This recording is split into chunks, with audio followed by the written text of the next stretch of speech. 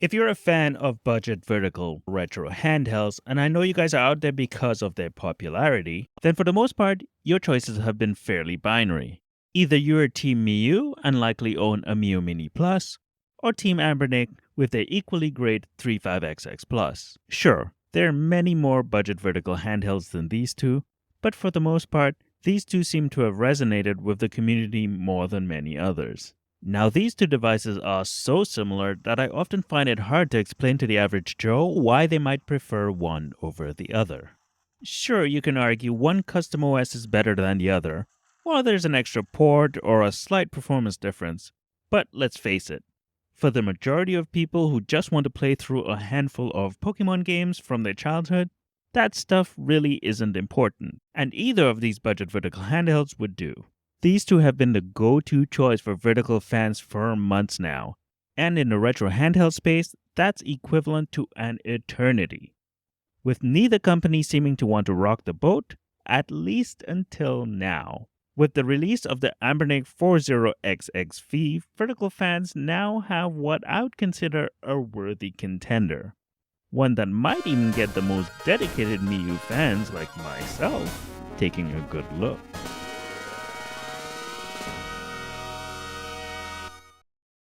Hello everyone, welcome back to the channel. I just picked up another retro handheld from the mailbox and I want to do a quick unboxing and review. But first, if you're new here, please do me a favor and like and subscribe. It really does help the channel grow and I really do appreciate it. Also, a quick disclaimer, this review unit was sent over to me from LitNXT.com. Thanks to them for sending it over for a review. If you're a fan of retro handhelds, check them out. They sell a wide range of retro handhelds, including the ones featured in this video. Links are in the description below. Of course, they have not seen this video beforehand and no money was exchanged for this. So in the box, we have the unit itself, some documentation, and a USB-C to A power cable. No screen protector this time around again.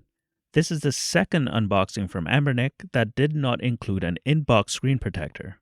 I wonder if this was done only for the 40XX series or if screen protectors are a thing of the past.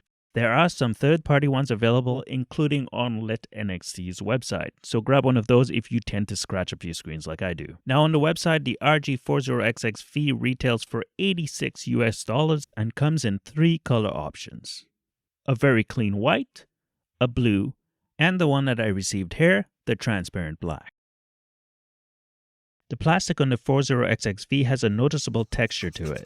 It feels good and will help with the grip and fingerprints. The texture on the transparent version adds a frosted look to the unit, which looks very nice. There is no rattle if you shake it,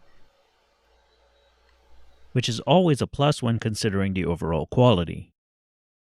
Another key point when looking at the overall design is that this is a bigger and heavier unit than both the Miyoo Mini Plus and the 35XX Plus. Now this does in large part help with the overall ergonomics. That additional size helps the unit feel more comfortable to hold overall. But you are of course trading off some of that portability for some additional comfort. Taking a tour of the device, on the left we have a volume rocker and a TF card slot. On the right you have a power button, a reset button, and a second TF card slot. On the top you have the HDMI port, and on the bottom there is a USB-C port and a headphone jack. The back of the unit has the L1, L2, R1, and R2 buttons. Now the buttons are nicely angled and makes the unit very comfortable when gaming. They are clicky when pressed, but just a bit muted. Definitely not as loud as some of the other Anbernic devices I've used. The front of the unit is where the 40XX V differentiates itself from the 35XX Plus and the Miyoo Mini Plus. Starting off with that 4-inch 640 by 480 IPS screen. In large part, the screen is the reason why the 40XX V is larger than the other two devices. This is the same screen that Anbernic released in the 40XX H and it is beautiful. Perfect for your 8 and 16-bit retro games. I actually really do appreciate that extra half-inch diagonal screen real estate over the 3.5-inch screens. It is nice on the eyes. Now keep in mind that both the 35XX Plus and the Miyoo Mini Plus has the exact same resolution as the 40XX V. So you're not getting more pixel density, just bigger pixels and a bigger screen. If I had to pick one to play my retro games on purely on visuals, that 4-inch screen wins every time. Now, if I directly compare the screens of the 40XX V, the 35XX Plus, and the Miyoo Mini Plus in terms of color, contrast, and brightness ranges, the 40XX V comes out on or near the top, at least to my eyes. It is unquestionably the brightest of the screens. I also prefer the colors when comparing the three. At its darkest, it did not get quite as dark as the 35XX Plus did. Overall, all three screens are great, but I think I give the edge to the 40XX V. Anbernic's D-pads have largely remained consistent across the XX line of devices. While this one is subtly different in terms of how it feels, it is not significantly different enough that I think most would notice. If you are a fighting game fan, then you are good. I had no issues pulling off all of my special moves on this D-pad, or playing through my usual test with Celeste Classic. The ABXY buttons use the membrane-style D-pads that Anbernic is known for. So yeah, it feels good and has nice travel, and the size feels good to me. No complaints here at all. Now this brings us to the one other major difference in this handheld versus its competition, the inclusion of an analog stick. This appears to be the same Switch-style sticks we have seen on many other budget handhelds, with one caveat. This one does not act like a true analog stick. It's more like an 8-way arcade stick, which means it's actually good for arcade games, but don't expect it to perform as well as some other handhelds if you're playing 3D games. It's better than not having it at all, it's just unfortunate that this behavior isn't modifiable via software. So while I don't mind it being there for myself, at least, this handheld is not one I would recommend for analog-heavy systems, like the N64 or Dreamcast games. Even though this processor, the H700, can handle playing games in those libraries. One other small note is that there are LEDs around the analog stick, so if that's important to your retro experience, it's here. Anbernic allows you to customize the colors to your heart's content. So bonus points there if this is a selling point for you. Or if you're like me and you think LEDs are distracting, you can always just switch them off. If I had to compare all three of the controls, I think they're a near tie in terms of the games I would be likely to play on here. If I had to pick one, the 40XX V would edge out its smaller competition in terms of the D-pad and button feel, and not gain much from the inclusion of that additional analog stick. Anbernic's stock firmware is actually solid. And if you're not one to care too much about customizing your device and just care about your games, then you're likely going to be happy with what is offered out of the box. You have the functionality to browse your games by device, search your library, and even customize your themes. It isn't as polished as something like Onion OS, but it's not too bad and has actually grown on me with each iteration that has been released.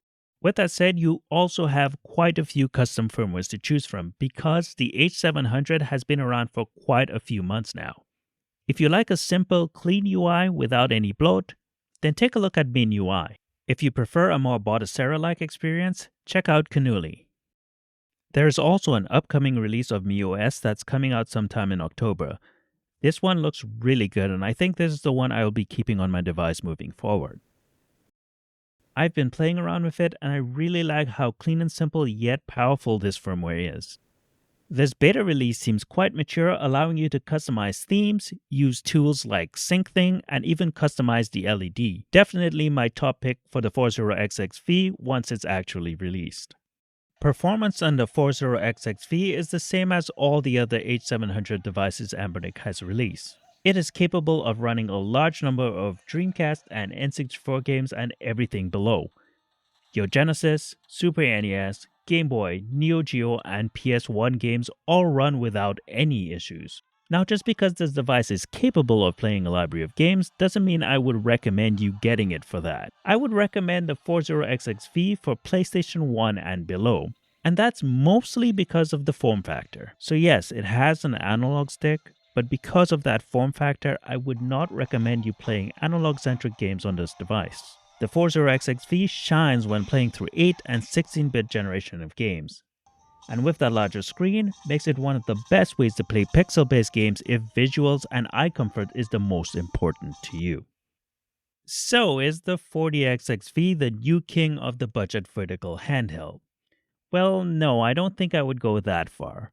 But I definitely think it's worth considering. If portability is not a factor and you just want the biggest and best display or the best D-pad on a DMG vertical form factor, then yes, this is probably the handheld for you. However, if you want the best user experience or the most portable device in the DMG Game Boy form factor, then I think the Miyoo Mini still has the edge.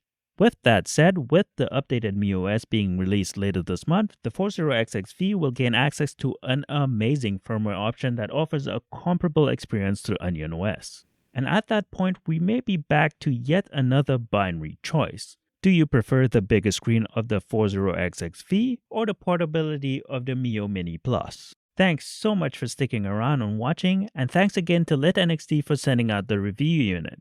Take care everyone, and I will catch you in the next video.